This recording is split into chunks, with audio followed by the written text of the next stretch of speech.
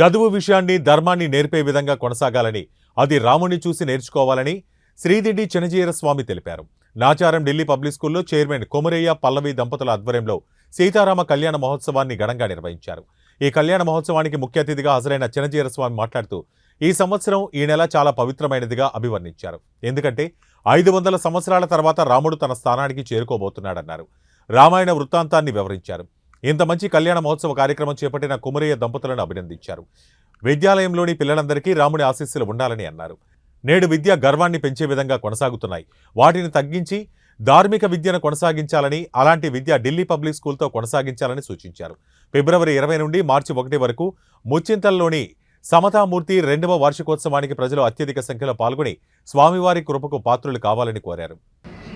ఈ ప్రాంతానికి మీకు అందరికీ కూడా రాముడి దయ పరిపూర్ణంగా ఉండాలి. ఈ ఏడాది శుభంకరంగా తేజస్వంతంగా జరగాలి అనే ఒక సత్సంకల్పాన్ని చేసుకుని ఈ కళ్యాణ మహోత్సవాన్ని ఇక్కడ జరిపిస్తున్నందుకు వారికి మేము అనేక మంగళాశాసనాలు చేస్తున్నాం.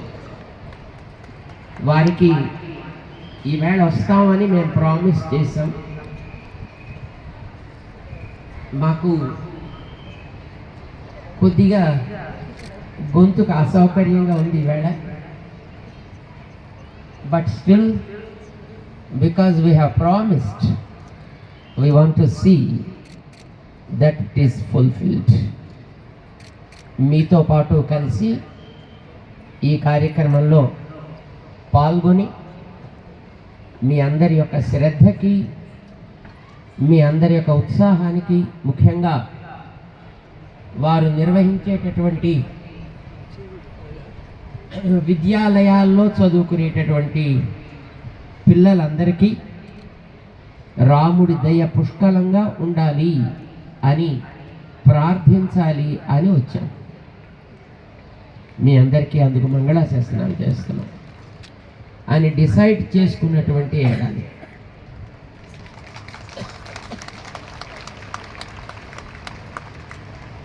రాముడి యొక్క నగరం నిజానికి అయోధ్య, కానీ ఆయన యొక్క నిత్య నివాసం, నిజమైన నివాసం మనందరి గుండెలు. ఈ గుండెల్లో ఆయన నిత్య నివాసం చేసుకుంటూ ఇంతకాలం గడిపాడు.